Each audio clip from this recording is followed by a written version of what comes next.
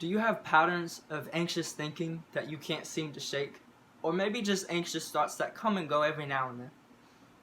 Well, Philippians 4:6-7 tells us what to do about these things and how to overcome them.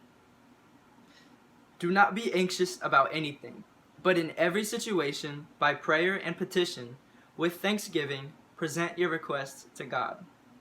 And the peace of God, which surpasses all understanding, will guard your hearts and minds in Christ Jesus.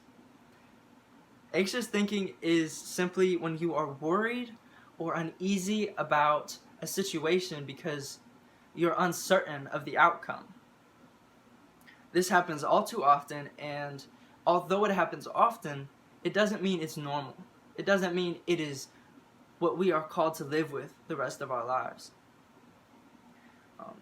Prayer and petition is simply asking God, asking Him for help.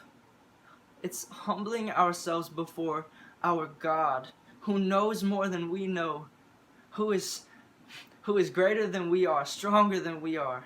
We know that we can come before Him and ask Him anything because He tells us to in His Word.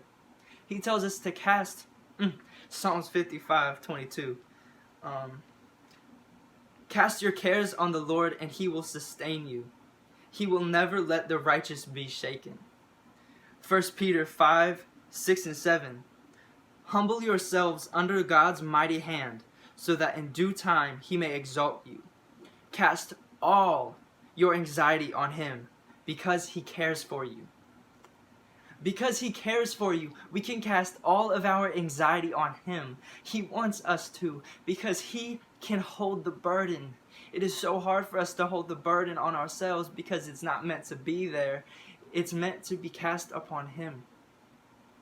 So if this is you, if you have anything, any area of your life that you just are anxious, worried, nervous, uneasy, you can't shake the thoughts, you can't shake the feelings, cast your worries, cast your cares, cast your burdens and your anxieties on the Lord, and He will hold them on His shoulders. He will bear the weight on His back so we don't have to, because He loves us.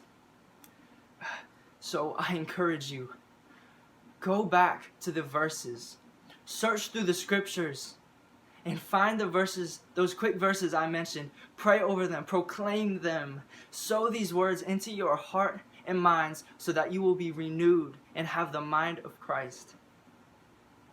Thank you.